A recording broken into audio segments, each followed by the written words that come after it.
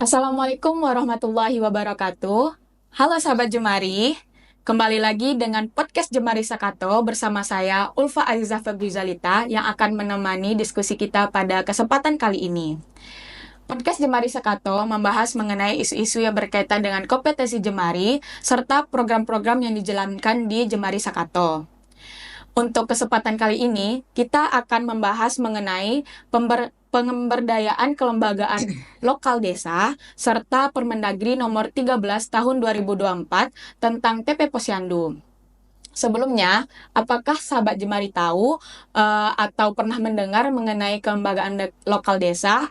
Jadi, kelembagaan lokal desa itu merupakan suatu struktur atau organisasi yang mana itu berada di tingkat desa, serta mengatur sebuah fungsional dan tatanan kehidupan masyarakat di desa itu sendiri. Nah, untuk saat ini, Ulfa sudah ditemani oleh yaitu Ibu Kuartita Evari Hamdiana, SKMMM, yang akrab dipanggil Ibu Eva, serta Ibu ini sebagai Kepala Bidang Kelembagaan Masyarakat dan Adat atau KMA, Dinas DMP Sumatera Barat. Halo Bu, bagaimana kabarnya Bu? Alhamdulillah. Oke. Baik. Sebelum kita masuk ke diskusi kita yang menarik ini Bu, boleh Ibu kenalkan nama Ibu serta saat ini fokus kegiatan Ibu di sebagai apa Bu? Ya. Baik Ulfa, terima kasih dan juga pada seluruh pemirsa, sahabat Jemari ya. Iya Bu. Ini karena salam kenal ya dengan kami. Alhamdulillah, terima kasih kepada Jemari Sakato yang telah mengundang ya, mengundang saya dari perwakilan Dinas Pemberdayaan Masyarakat dan Desa Provinsi Sumatera Barat. Perkenalkan, nama mungkin cukup antik ya, Kuartita Evari Hamdiana. Kuartita itu artinya anak yang keempat. Oh Nah, iya. makanya memang Kuarta. karena terlalu panjang maka sehari-hari itu dipanggil sebagai Bu Eva. Ya. Saat ini diberikan amanah oleh Bapak Gubernur menjabat di Kepala Bidang Kelembagaan Masyarakat dan Adat, yang merupakan salah satu bidang ya yang mengurus urusan pemberdayaan masyarakat dan desa di Provinsi Sumatera Barat. Lingkup kegiatan itu adalah terkait dengan seluruh kelembagaan masyarakat yang ada yang sesuai dengan regulasi, namanya adalah Permendagri 18 tahun 2018 ya. Itu ada namanya TPPKK, ada PKK, kemudian ada Posyandu, ada LPM ya.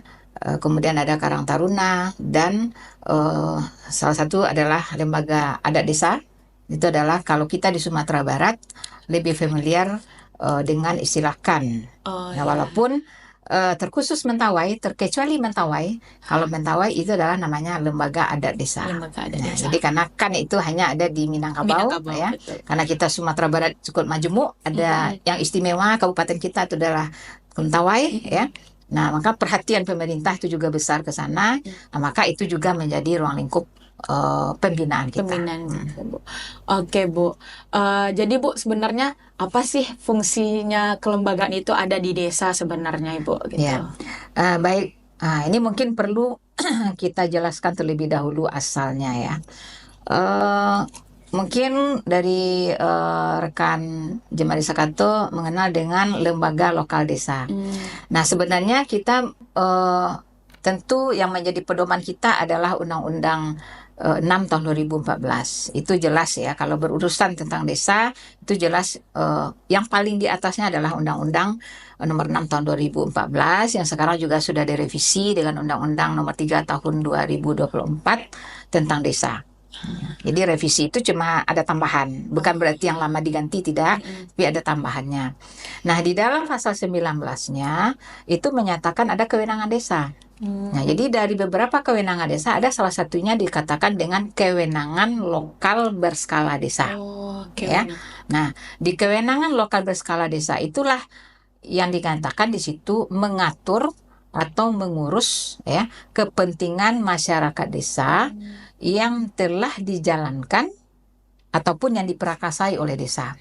ya. Oke. Nah, itu yang salah satunya terkait dengan disebutkan di situ adalah memang posyandu, tapi nanti yang disebutkan dengan lembaga kemasyarakatan desa. Nah, maka istilah familiarnya secara regulasi itu LKD. LKD. Nah, ya. Jadi sebenarnya kalau arahnya tadi lembaga lokal desa itu sama dengan konteksnya adalah LKD, kemudian salah satu lagi adalah LAD, lembaga adat desa. Ya.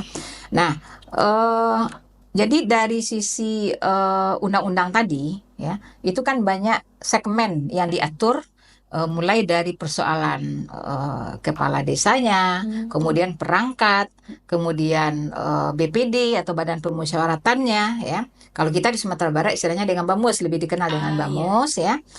Kemudian ada dari sisi kelembagaan pemberdayaan ekonomi atau yang dikatakan dengan BUMNAK, ya. Kemudian ada kerjasama. Nah, kemudian satu lagi adalah namanya lembaga kemasyarakatan. Itulah yang menjadi amanah yang harus dilaksanakan di dalam undang-undang tersebut. Nah, tentu untuk implementasinya undang-undang itu diatur oleh PP, ya, PP nomor 43 tahun 2014, ya. Nah, ini dalam pasal 150, ya, di dalam pasalnya itu ada 6 LKD yang menjadi urusan desa, menjadi kewenangan desa tadi. Ada 6. Yang pertama namanya RT atau kalau di bahasa desanya jorong. Oh ya. Ada yang istilahnya kampung. Kalau Mentawai itu kalau nggak salah dusun. Dusun, ya. Kemudian ada RW, ya. Kemudian posyandu, kemudian PKK, kemudian Karang Taruna, dan satu lagi LPM. Itu diatur, ya. Nah, itulah yang dikatakan lembaga yang istilahnya tadi lembaga lokal desa. Nah, tapi bahasa di peraturan regulasi kita di Indonesia ini adalah namanya LKD. Kemudian satu lagi ada tambahannya mengenai LAD atau lembaga adat desa. Lembaga adat desa. Nah, tentu dengan sudah adanya di regulasi, ya, itu jelas lembaga kemasyarakatan desa ini mempunyai fungsi, ya. Nah, fungsinya itu jelas yang pertama melakukan pemberdayaan masyarakat, ya. Artinya pemberdayaan masyarakat itu mengakomodir seluruh ide atau masukan-masukan mungkin, ya, dari masyarakat, apakah itu sifatnya pengaduan atau sifatnya memberikan masukan untuk kepentingan pembangunan. Nah, itu termasuk fungsi dari LKD. Fungsi pertama. Kemudian fungsi kedua adalah ikut di dalam perencanaan dan pelaksanaan pembangunan. Nah, jadi artinya mulai dari tatanan perencanaan desa itu sudah harus dilibatkan oleh orang yang ada di LKD ini. Tadi kita sudah sebutkan, ya. Dengan adanya yang tadi, ya, berarti terlibat. Kalau misalnya termasuk kepala dusun kalau di Mentawai itu kan, mulai dari kepala dusun, LPM-nya, posyandu, PKK, Karang Tarunanya, ya, yang sifatnya adalah bukan organisasi tapi yang ada di desa. Jadi begini, ada yang punya asumsi menyamakan. Jadi gini, lembaga kemasyarakatan itu ada yang sifatnya organisasi, ada yang sifatnya lembaga kemasyarakatan desa. Jadi kita harus membedakan. Kalau sifatnya nanti organisasi, dia bersifat hierarki. Tapi kalau lembaga kemasyarakatan desa, dia tidak hierarki. Dia hanya ada di desa dan di SK-kan oleh kepala desa. Nah, makanya contoh Karang Taruna. Karang Taruna itu kan ada sampai tingkat provinsi, pusat, ya. Nah, kalau yang bertingkat hierarki itu organisasi. Itu tidak menjadi tugas kita di DPMD. Dan itu juga tidak diurus oleh desa. Yang diurus oleh kewenangan desa hanya yang di tingkat desa saja. Ya. Nah, seperti itu untuk memahaminya. Ya. Nah, kemudian fungsi ketiga dari LKD itu adalah menguatkan pelayanan yang dilakukan. Nah, ingat, ya, pelayanan. Jadi pelayanan apa saja yang dilakukan oleh desa, nah itu termasuk tugas dari LKD atau dikatakan tadi lembaga lokal desa. Ya, tapi mungkin lebih kemudian nanti kita sampaikan LKD. Karena nanti di masyarakat kita sudah mensosialisasikan LKD. Ya, LKD yang kita sosialisasikan. Nah, jadi itulah 3 fungsi utama, ya. Nah, kalau dibentangkan itu cukup panjang nanti penjelasannya, tapi fungsinya seperti itu, yang akan membantu dan mendukung tentunya dari penyelenggaraan pemerintahan desa. Dari penjelasan Ibu tadi kan fungsi DPMD itu fokus ke lembaga kemasyarakatan desanya Ya. Bu.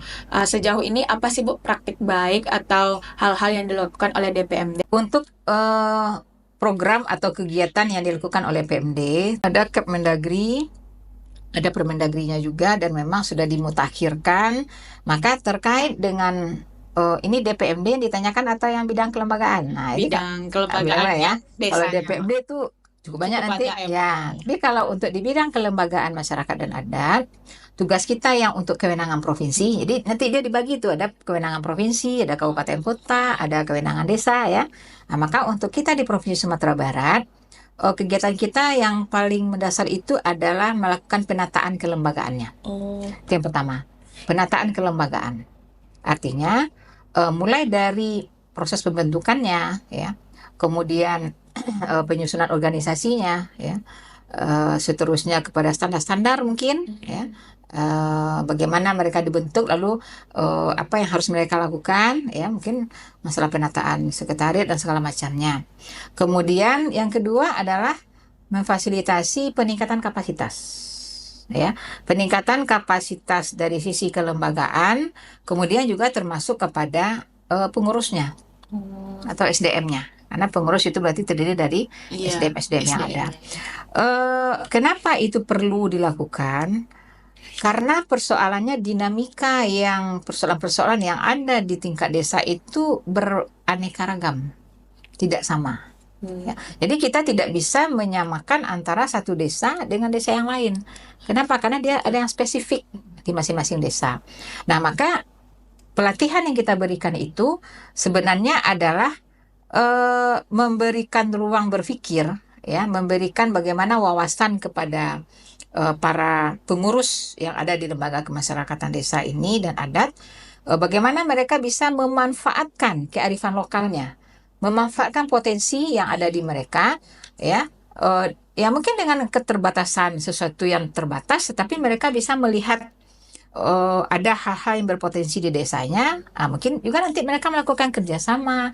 Jadi ketika Permendagri 18 2018 ini keluar, itu artinya memberikan peluang kepada desa untuk melakukan kerjasama dengan pihak-pihak manapun, ya, untuk mereka mencari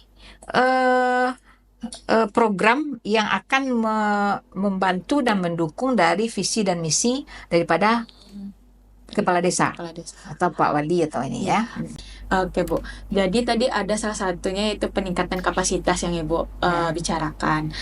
Gimana nih menurut Ibu peningkatan kapasitas untuk masyarakat di Mentawai Bu untuk menjalankan fungsi-fungsi desanya gitu Bu? Ya, jadi untuk Mentawai itu memang sebenarnya kalau untuk di tingkat desa, ya, itu juga dalam pengalokasian anggaran desa itu juga sudah diatur oleh Permendes, ya.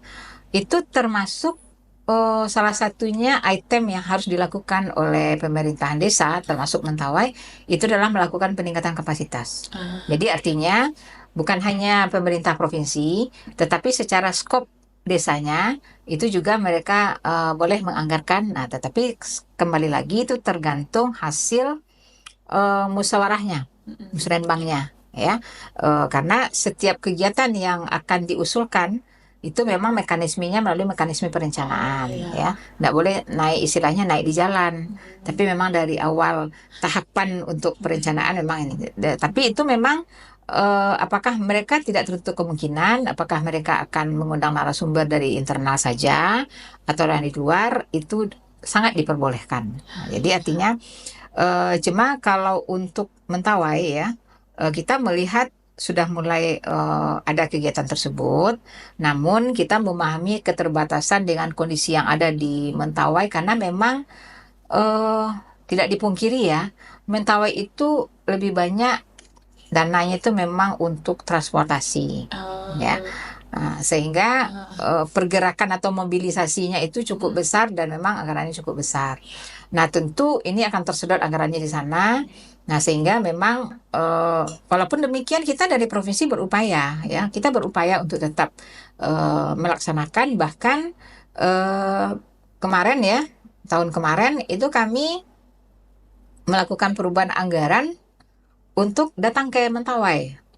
Artinya kalau dibawa dari Mentawai ke Padang itu cukup besar anggarannya, ya. Nah, maka kita yang datang ke Mentawai, ada di Mentawai, mereka datang dari daerah, nah itu lebih cukup efektif, ya. Ya, alhamdulillah tahun kemarin kami masih bisa, namun sebagaimana yang kita ketahui untuk tahun sekarang itu memang persoalannya persoalan nasional ya. Anggaran kita efisiensi, jadi nah ini yang sedikit agak terjadi gangguan bagi kami. Bu. Nah, jadi sifatnya sekarang dari Mentawai banyak sifatnya konsultasi saja. Namun kita tetap upayakan ya. Kita khususnya melakukan pendampingan, bahkan kemarin di tahun kemarin bentuk peningkatan kapasitas ini kami datang istilahnya dalam bentuk monef, dan kita menyarankan Mentawai itu membuat satu daerah binaan ya, satu daerah binaan yang terkait dengan LKD ini. Ya, LKD ini ambil saja daerah yang terdekat dari DPMD yang di sana, desanya ya. Itu sudah kita lakukan kemarin, sudah kita turun, sudah dibuatkan surat oleh dari itu, artinya sudah ada upaya dari pemerintah Mentawai ya. Itu sudah kita tanggapi dan kita respon. Berarti kita tinggal menunggu progresnya saja. Ya. Oke, Bu. Tadi Ibu bilang juga kan ada satu daerah binaan yang dilakukan di desa paling dekat dengan DPMD. Itu binaannya seperti apa, Bu? Biasanya, Bu? Yang jelas pertama kita melakukan terlebih dulu menyampaikannya seperti ini. Yang LKD itu apa-apa saja ya. Kemudian kita sampaikan, terus kita lihat apa bentuk di sana yang ada. Ya, apa bentuk yang dari sana, kemudian apakah itu sudah sesuai dengan regulasi yang ada. Nah, kalau belum itu kita hapuskan ya, kita berikan PR kepada yang maksudnya kepada kepala desa yang terkait. Nah, kemudian tentu ada dari yang sebagai pembina langsung tentu dari DPMD Mentawai ya. Nah, apa yang bisa mereka buatkan dengan kondisi yang ada, karena memang istilahnya ya mungkin persoalan kemampuan SDM ya, yang memang perlu, saya melihat kalau untuk Mentawai itu memang perlu pendampingan, step by step, karena kalau kita berikan hanya dalam bentuk pemahaman dan wawasan, sepertinya agak sulit ya, artinya untuk mengembangkan sendiri itu sulit, jadi memang perlu pendampingan, misalnya tahap 1 apa yang sudah dilakukan, tahap berikutnya apa gitu. Jadi biasanya kami itu kan tidak mungkin langsung ke desa terus menerus ya, karena apalagi sekarang tentu kita menyampaikannya ke kabupaten ya. Nah, jadi kalau misalnya ada kesempatan ya, maka kita sampaikan untuk pembinaan-pembinaannya. Oke, Bu. Nanti mungkin bisa juga nih, Bu, kita kolaborasi juga antara NGO sama pemerintah provinsi untuk apa yang harus dilakukan ya, Bu. Iya, betul itu. Jadi, Bu, menurut Ibu apa sih yang harus kita tingkatkan mengenai lembaga kemasyarakatan desa untuk di Mentawai itu sendiri sebenarnya, Ya, Bu? untuk di Mentawai ya. Untuk di Mentawai itu yang jelas pertama pembentukannya dulu. Apakah sudah ada atau belum? Contohnya salah satunya adalah LPM ya. Mari kita turun, LPM itu belum semuanya membentuk. Di masing-masing desa dia minimal satu desa satu LPM. Kemudian ada juga SK-nya tidak diperbaharui. Artinya SK kepengurusannya sudah lama, tidak dilihat-lihat, ternyata dia punya periode, ya. Nah, itu kan perlu ya direstrukturisasi lagi ya. Nah, artinya diinventaris lagi oleh pihak kabupatennya. Itu kan ya mungkin tidak perlu khusus. Mungkin ketika pada waktu-waktu ada melakukan dari Kabupaten Mentawai itu ada bentuk-bentuk pertemuan antara pemerintah sektornya, itu kan bisa disehelokan di sana gitu ya. Kemudian juga seperti yang lain, karena kan saya sudah sampaikan tadi posyandu ya, demikian juga dengan misalnya PKK-nya ya, apakah sudah benar apakah sudah sesuai. Itulah yang dikatakan dengan penataan kelembagaan ya. Nah, kemudian dari sisi administrasinya, pembukuannya ya, apakah sudah sesuai, karena masing-masing itu punya aturan. Kayak PKK dia punya aturan sendiri ya. Nah, Posyandu juga punya aturan sendiri. Nah, apalagi sekarang Posyandu juga sudah punya regulasi terbaru ya. Nah, itu juga akan lebih membuat PR atau agenda-agenda berikutnya akan lebih besar lagi di dalam penataan terhadap kelembagaannya ya. Nah, itu yang jadi apa kita. Oke, Bu. Tadi Bu menyinggung dan kita udah mulai masuk-masuk nih bahas tentang posyandu gitu, Bu. Jadi kan baru-baru ini udah ada tentang peraturan Permendagri terbaru tentang nomor 13 tahun 2024 tentang TP Posyandu gitu, Bu. Boleh nggak Bu Ibu kami dapat sedikit pendapat atau pandangan dari Ibu, apa sih kenapa bisa berubah jadi TP Posyandu gitu, Bu? Ya. Baik, berbicara tentang Posyandu, jadi Permendagri 13 tahun 2024 itu bukan TP Posyandu, tapi tentang Posyandu. Oh, tentang Ya. Posyandu. Jadi tentang Posyandu, kenapa ada regulasi ini? Kan itu yang menjadi mendasar ya. Kenapa? Lahirnya permen ini adalah berasal dari karena dia masuk menjadi LKD. Nah, ya. Kenapa? Karena untuk menguatkan Posyandu itu sebagai LKD. Ya. Kenapa? Karena sebelumnya jadi sifatnya dikenal dengan adanya Permendagri 13 ini adalah adanya transformasi Posyandu. Apa itu transformasi? Transformasi itu artinya adanya perubahan paradigma ya. Terkait dengan Posyandu itu. Dulu Posyandu itu dikenal dengan orang kalau udah melirik Posyandu itu ujungnya orang kesehatan. Iya, betul. Ya, artinya kalau istilahnya dulu Posyandu itu dikenal dengan sebagai bagian dari UKBM. Apa itu UKBM? Upaya ya kesehatan berbasis masyarakat. Ya, itu. Nah, sehingga kegiatannya memang adalah kesehatan tok. Ya.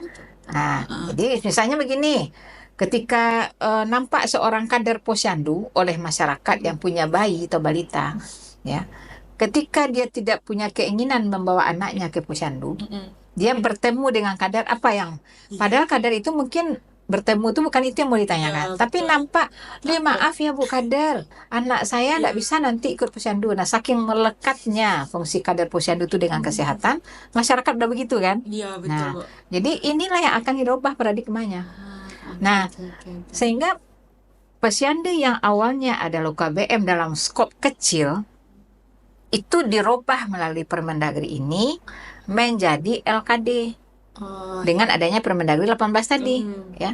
Nah, ternyata penguatan Posyandu sebagai LKD itu harus ada wujudnya. Nah, maka inilah kebijakan dikeluarkan melalui Permendagri 13 tahun 2024 ini ya. Nah, di dalam Permendagri ini itu memang banyak hal yang diatur ya. Yang diatur itu salah satunya adalah penata laksanaannya ya, mulai dari strukturnya, kemudian dari tata kepengurusannya. Jadi istilahnya dari sisi Posyandu itu merupakan yang kelembagaan itu ya, kelembagaan Posyandu itu terdiri dari 3. Nah, yang dikatakan tadi TP itu bahagian dari kelembagaan. Jadi istilahnya yang kelembagaan Posyandu itu terdiri dari yang pertama tim pembina Posyandu, yang kedua namanya pengurus, yang ketiga kader. Inilah yang diatur di dalam Permendagri 13 yang terbaru ini atau 2024 ini ya. Nah, kemudian dengan adanya peraturan ini tentu apa istilahnya ada beberapa prinsip ya. Prinsip-prinsip yang Posyandu itu dengan dia sebagai LKD dan bertransformasi dari UKBM ya, artinya dia menjadi lembaga sama kedudukannya dengan lembaga yang lain ya, dengan PKK. Kalau selama ini mungkin hanya PKK yang punya peraturan tersendiri. Kalau PKK itu Permendagri 36 ya. Nah, sekarang Posyandu juga harus, kalau tidak ada peraturan tersendiri, tentu juga dia tidak menjadi besar ya. Nah, itu sehingga prinsipnya dia yang jelas prinsip ya di dalam yang kita lihat secara kesimpulan dari Permendagri ini, dia harus membangun sifat kegotong royongan. Ya, kegotong royongan berarti dengan dia sebagai LKD, bagaimana dia bisa membangun jaringan kemitraan, ya, karena tidak mungkin hanya mengandalkan anggaran yang ada di desa. Iya, betul. Ya, karena contoh yang menjadi persoalan klasik itu sekarang di Posyandu itu adalah persoalan insentif kader. Yang tidak ada pernah yang selalu ketika kami lakukan pertemuan-pertemuan itu Bapak Kepala Desa selalu bilang, ini mengeluh minta dinaikkan aja, dinaikkan terus Bu insentif kadernya, sementara itu akan menambah pengeluaran dari desa yang begitu banyak, ya.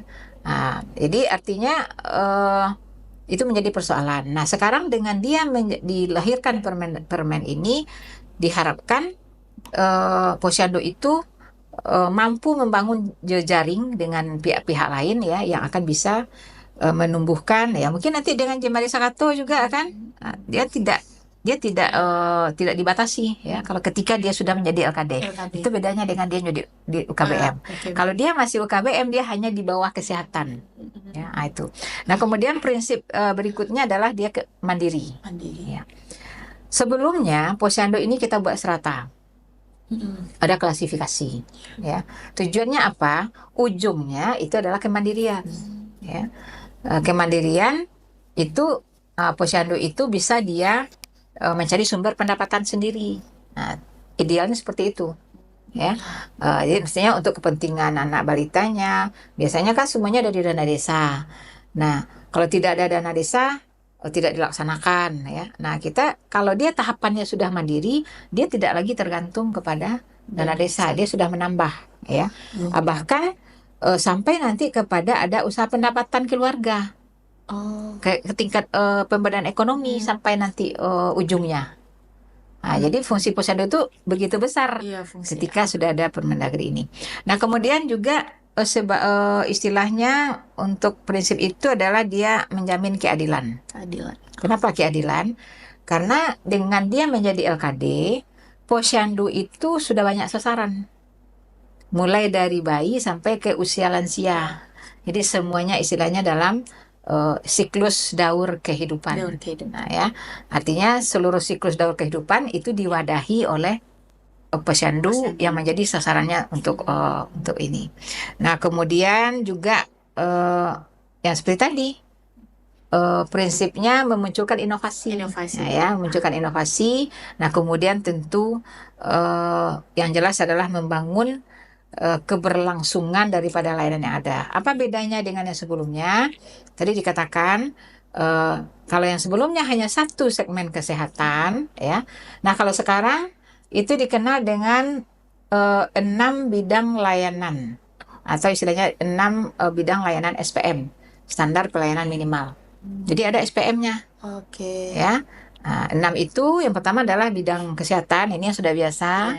Kemudian bidang pendidikan, ya. Kemudian yang ketiga adalah bidang perumahan rakyat. Kemudian yang keempat bidang pemukiman, ya, atau tadi PU, ya, sudah PU tadi, ya. Nah, kemudian yang kedua pemukiman, yang keempat, kemudian yang kelima namanya adalah Tramtip Bumlinmas.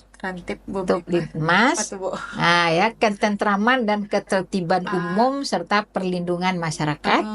Itu bidang yang kelima, dan yang bidang keenam adalah bidang sosial. Nah, jadi bisa kita bayangkan, ya, ketika dia waktu itu baru hanya satu segmen kesehatan, itu sudah cukup banyak aktivitasnya, apalagi sekarang itu ada 6, ya, yang sudah sebenarnya secara dokumen itu yang tadi sudah Ibu sebutkan, ya, ada namanya Renduk, ya, rencana induk Posyandu dari tahun 2024 sampai 2029, jadi dia sekali 5 tahun. Itu sudah ada, kemudian termasuk juknisnya, ya, yang sudah masuk mengenai terkait dengan 6 SPM tadi. Nah, itu secara garis besar. Oke Bu, berarti fungsi dari posyandu ini jadi lebih kompleks lagi Ya, nah Bu, dengan benar. membantu masyarakat-masyarakat di desa terutamanya. Tadi Bu juga menyinggung tentang gimana sosial ekonomi masyarakat. Berarti Bu, posyandu ini juga bisa membantu uh, memberikan pelatihan-pelatihan pada masyarakat untuk memanfaatkan apa-apa aja yang ada di sekitaran mereka berarti ya Bu. Ya, Berarti kita salah harapkan satu begitu. diharapkan kayak gitu. Mungkin nak Bu, salah satu contohnya mungkin Bu, salah lihat Oh beberapa iya, produk-produk yang ada di Mentawai ini di Bu. Mentawai ya. Ada getek ini di keripik talas asli dari Hmm, Mentawai, ya juga ya. serundeng, keripik pisangnya Keripik sendiri pisang. gitu Bu. Jadi nanti mana tahu masyarakat bisa dibantu oleh posyandu untuk meningkatkan perekonomian masyarakatnya dengan menghasilkan produk-produk khas dari dari Iya, desanya sendiri gitu benar. Bu. Kenapa? Hmm. Karena di Posyandu itu sekarang namanya ada 7 langkah. Kalau dulu 5 langkah. Jadi ketika dia UKBM, Heeh. itu istilahnya kita kenal dengan 5 langkah atau 5 kegiatan. Nah, setelah dia menjadi LKD itu ada 7. Nah, tambahan yang 2 lagi, ya kalau yang 5 itu orang udah familiar biasanya, ya. Tambahan yang 2 lagi itu adalah penganekaragaman pangan satu. Oh. Kemudian yang ketiga adalah pemberdayaan peningkatan pendapatan masyarakat. Nah, Ah. artinya ketika ada produk-produk lokal, Mm-mm. ya, itu bisa buka lapak. Oh. Nah, jadi ketika posyandu dibuka, Mm-mm. ya, bawalah ke situ. Oh. Bisa kayak Berjualan. Jadi, expo gitu ya Bu. nah, Iya, itu. iya, iya. Jadi artinya begini, bisa jadi mungkin yang memproduksi itu adalah orang tua anak. Mm-mm. Nah, salah satu kegiatannya kan adalah yang dari kesehatan kan penimbangan misalnya ya. Nah, tapi karena kita katakan tadi dia bukan hanya Iya. penimbangan, waktu membuka hari posyandu itu bisa lebih lama. Hmm. Kalau dulu kan pas habis penimbangan bubar. Iya, betul. Nah, sekarang seharusnya ya ada inovasi tadi, prinsip posyandu itu Betul, betul, inovasi ya. Bukalah di situ. Mau ada informasi, mau ada edukasi ya. Nah, di sanalah Iya. harusnya kita lakukan. Nah, tapi tentu untuk tahapan itu Mm-mm. tentu butuh proses ya. Butuh proses. Tapi sebenarnya posyandu-posyandu itu sudah banyak Sudah melakukan. banyak. Nah, kenapa? Nah, ada satu lagi hal yang kami sampaikan. Untuk LKD ini, bagaimana kita bisa mengembangkan lembaga ini kepada yang terbaik? Nah, tadi kan dikatakan best practice ya. Iya. Nah, kita di provinsi membuat lomba. Oh. Tapi kita menyebutnya bukan lomba, Mm-mm. evaluasi pembinaan. Oh. Nah, biasanya kita melakukan evaluasi pembinaan posyandu. Kemudian di PKK-nya sendiri juga punya aktivitas itu di TPPKK, karena TPPKK kan punya organisasi sendiri ya. Kita hanya memfasilitasi dari pemerintah, tapi biasanya di tim penggerak PKK sendiri dia juga punya aktivitas untuk evaluasi pembinaan itu. Nah, kemudian juga KLPM, kemudian Kerapatan Adat Nagari, kita di Provinsi Sumatera Barat juga punya upaya yang semuanya di SK-kan oleh gubernur. Nah, biasanya kita mengangkat juara-juaranya itu nanti kita berikan di sidang paripurna hari jadi Sumatera Barat. Oh. Nah, sekarang ini masyarakat ya. Iya. Nah, mereka merasa ini. Jadi itu salah satu upaya bagi kita untuk tadi. Jadi salah satunya nanti muncul kreativitas ini. Oke, Bu. Semoga jadi dengan penjelasan Ibu tadi, mungkin nantinya di Mentawai Jemari Sekato bersama lembaga desa atau posyandu yang nantinya terbentuk itu bisa melakukan kolaborasi dengan peningkatan-peningkatan yang sesuai dengan pelayanan posyandu ya. Gimana memastikan kelembagaan desa ini sesuai dengan mandat dan kontribusinya dalam peningkatan ke kualitas hidup masyarakat gitu, Bu. Ya, jadi yang jelas untuk LKD ini harus ada regulasi desa membuat peraturan. Agar sesuai tentu harus ada peraturan yang berada di bawahnya. Maka kita saat ini mendorong kabupaten kota untuk membuat perwaku atau perbub kalau untuk kabupaten ya. Perbub yang terkait dengan LKD dan LAD yang sesuai dengan Permendagri ini ya. Nah, maka bagi kabupaten kota yang sedang memproses, waktu itu kita masih suruh menunggu bagi yang belum membuat. Kenapa? Karena Permendagri 13/2024 ini akan keluar. Kalau mereka langsung membuat nanti direvisi lagi, iya. disesuaikan lagi dengan yang terbaru kan. Karena salah satu LKD kan posyandu. Iya. Nah, maka di dalam perwako atau perbub itu harus masuk tentang posyandu di sana. Nah, sehingga sekarang, tapi untuk mentawai ini yang perlu kita kuatkan, karena mentawai belum, ya belum. Jadi kalau bisa nanti mungkin dari Jemari Sakato ya, nah itu yang kita sudah sharing sekarang ya. Nah, kita berharap juga tuh mendorong ya, mendorong agar pemerintah setempat bisa, karena kan bukan perda ya. Kalau perda tuh banyak biayanya ya. Dia yang dituntut itu hanya perwako atau perbubnya. Karena dengan munculnya perbub atau perbub ini, maka itu akan memberikan gerak yang lebih, ada tindak lanjutnya dari desa, ya. Nah, baru bisa dia nanti membuat pembentukan segala macam itu kan harus ada di perbub perdesnya. Nah, itu yang paling harus kita inikan. Nah, dengan itu bisa kita laksanakan, tapi itu tidak mungkin menunggu itu ya. Nah, tentu dari pihak desanya sendiri melaksanakan fungsi yang tadi, ya, bentuk dulu lembaganya, ya, kemasyarakatan itu. Nah, yang paling penting itu adalah agar sesuai, tadi kan ditanyakan kualitas masyarakat ya. Nah, tentu di dalam Permendagri 18 2018 itu ada syarat-syarat pembentukannya untuk LKD itu. Ya, ada syarat-syaratnya di sana.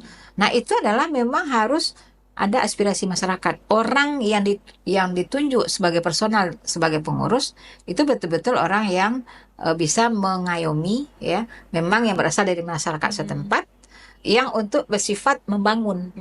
Nah, karena fenomenanya di daerah itu luar unik juga, Fa ya. Ketika yang lembaga-lembaga, apakah itu ke ekonomi, apakah itu kemasyarakatan yang hadir itu lebih duluan daripada pemilihan Pak Walinya. Ada nanti yang tidak, yang pro kontra, berseberangan. Nah, ini kan susah. Jelas-jelas di peraturan tadi mengatakan LKD itu mendukung.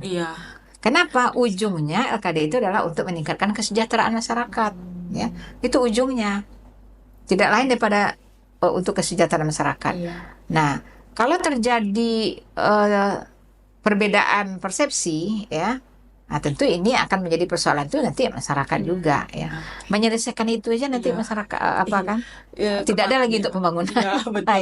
Nah, jadi memang untuk kualitas hidup masyarakat tadi, memang kalau untuk dari sisi lembaga kemasyarakatannya, memang harus pilih personil-personil yang memang betul-betul untuk mendukung terhadap penyelenggaraan pembangunan desa.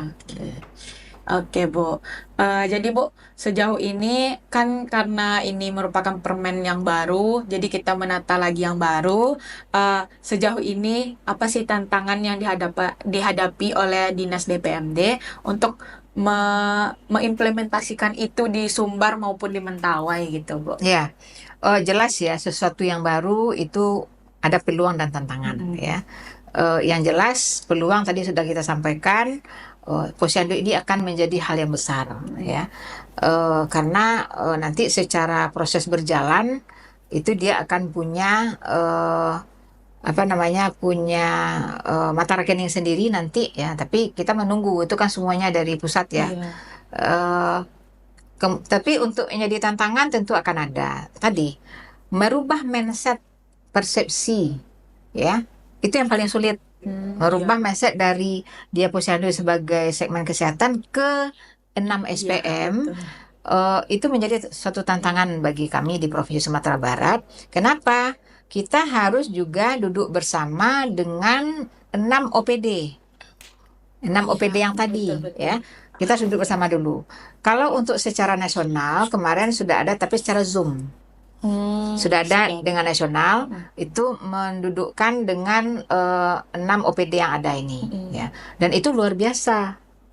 Pada protes semua, loh apa hubungannya kami dengan posyandu ini? Ya itu ya, begitulah ya. Kayak dari yang biasa, yang tidak pernah biasa dengan ini. Nah, tentu kita berharap ya, ini juga duduk dulu di kementerian, ya kan gitu ya. Nah, tapi dengan keluarnya ini tentu nanti secara bertahap kita akan melakukan sosialisasi dulu ke kabupaten kota. Oke, Bu. Jadi, Bu, menurut Ibu apa sih korelasi antara Permendagri yang 13 ini dengan Permenkes nomor 19, terutama dalam mendukung ILP, Bu, integrasi layanan Ya, primer yang di desa gitu, ya. Bu. Sebenarnya tidak ada masalah. Dia berhubungan. Kenapa? ILP itu kan terkait dengan fungsi kesehatannya. Kan salah satunya, istilahnya begini, kesehatan itu kan 1/6 fungsi posyandu kalau berdasarkan peraturan Yang terbaru, sekarang, ya, Bu. ya. Nah, maka yang paling penting itu ya menyesuaikan. ILP ini menyesuaikan kalau dia hubungannya nanti dengan kewenangan desa, ya, dia harus berkorelasi dengan atau menyesuaikan dengan peraturan yang ada. Itu yang paling utama dulu, ya. Karena ILP itu yang saya sampaikan, ILP itu sebenarnya lahirnya adalah terkait dengan bagaimana pengintegrasian layanan dari istilahnya siklus daur kehidupan, ya. Karena selama ini layanannya kan terpisah-pisah. Ada posyandu lansia, ada posyandu ini. Nah, itu kan sebenarnya hanya dari presiden juga karena waktu tingkat nasional saya hadir juga waktu itu. Karena sekarang, ya saya katakan tadi yang UKBM itu, ya, itu dulu posyandu itu regulasinya di bawah Permenkes. Oh, iya. Nah, sejak tahun 2018 itulah regulasinya dialihkan oleh kepada Permendagri. Kenapa? Karena kewenangan desa tadi, ya. Karena posyandu itu bukan berada di bawah pemerintahan daerah, bukan menjadi urusan kesehatan, tapi dia menjadi urusan desa. Makanya kenapa dialihkan ke Permendagri? Karena supaya lebih kukuh, ya. Kalau di bawah Permenkes, desa tidak bisa berbuat apa-apa. Ya, karena tata aturan pemerintahan desa itu diatur Permendagri dan alokasi anggarannya diatur oleh Permendes. Jadi dua yang menjadi banyak. Nah, sehingga kita berharap hanya saja untuk ILP ini harus melihat koridor kewenangan desa, itu yang paling penting, ya. Kalau saya tidak salah di ILP itu dia membutuhkan aktivitas yang lebih banyak dibandingkan dengan aktivitas posyandu biasa, karena di situ ada, kalau tidak salah, ada home visit, ada kunjungan rumah. Nah, kalau sebatas sesuai dengan kewenangan desa, karena kabarnya kan nanti akan dipakailah kader ini termasuk nanti di dalam orang-orangnya di situ, ya. Karena kalau nggak salah ada dokter, ada bidannya, ada perawatnya, karena ada ininya. Nah, kalau seandainya nanti porsi tugasnya lebih, ya, karena selama ini kan kalau posyandu kan bukanya cuma 1 kali sebulan. Nah, kalau sudah ILP itu kan ada pertambahan fungsi. Nah, kalau itu diserahkan ke desa, dia tidak lagi kewenangan desa karena dia di pustu. Kegiatannya sudah ditarik ke pustu, kan? Apakah tidak boleh kadernya? Boleh saja. Siapa yang bilang tidak boleh? Nah, tapi dengan bertambahnya kalau kader posyandu itu legowo dengan pembiayaan yang diberikan selama ini, nggak masalah. Tapi ketika dia bertambah fungsinya, harinya bertambah, nah secara secara manusiawinya mungkin, ya. Nah, itu tentu butuh ada peranan juga dari dinas kesehatannya, ya. Oke, Bu. Sebelum kita akhiri diskusi kita hari ini, apakah Ibu ada harapan serta rekomendasi mengenai penguatan kelembagaan kemasyarakatan desa itu sendiri gitu, Bu, penguatan secara umum, ya? Ya, rekomendasi dan harapan dari Ibu. Itu harus banyak yang terlibat, ya. Pihak-pihak banyak yang terlibat, karena tidak mungkin hanya kita sandarkan dengan anggaran desa saja. Artinya munculkan jaringan-jaringan atau kemitraan-kemitraan, ya, yang ada di desa tersebut. Tetapi untuk memunculkan kemitraan tentu dari kelembagaan ini punya kegiatan terlebih dahulu. Walaupun dengan keterbatasan yang ada, ya, berbuatlah terlebih dahulu. Karena ketika dia berbuat, kita baru ketika ada kesulitan baru kita minta melalui jejaring, biasanya itu yang akan ada jalan keluarnya. Kenapa? Karena dari beberapa kemitraan yang pernah menghubungi saya, ya, contohnya seperti perguruan tinggi, dia punya dana pengabdian masyarakat, tapi dia tidak bisa menggunakan tanpa adanya proposal dari pihak masyarakat. Nah, salah satunya ya yang dimaksudkan, apakah bisa langsung masyarakat menggunakan anggaran? Tidak. Dia harus melalui lembaga kemasyarakatan. Nah, disitulah peluangnya. Ya. Jadi lembaga kemasyarakatan inilah yang harus punya inisiatif. Ya. Nah, makanya itu akomodir dari informasi dari masyarakat, apa yang dibutuhkan masyarakat. Ya. Jadi ketika dia menghubungi kemitraan ini, dasarnya apa? Ini suara masyarakat. Nah, itu sebenarnya di lembaga kemasyarakatan itu dia perpanjangan. Ya. Tapi itu tadi dengan catatan memang sejalan dengan pemerintahan. Kalau tidak tentu akan menjadi persoalan tersendiri. Oke, Bu. Terima kasih, Bu, atas waktunya dan waktu berdiskusi kita sangat menarik. Semoga apa yang diharapkan, direkomendasikan, serta apapun yang direncanakan oleh Dinas DPMD bisa terimplementasikan dengan baik mengenai Permendagri nomor 13 tahun 2024 ini. Oke, sahabat Jemari, sekian diskusi kita pada kali ini. Jangan lupa subscribe, like, komen, dan share podcast Jemari Sekato lainnya, serta jangan lupa ikuti semua media sosial Jemari Sekato di bawah ini. Oke, saya Ulfa dan Ibu Eva pamit undur diri. Jemari Sekato for Better Society. Assalamualaikum warahmatullahi wabarakatuh.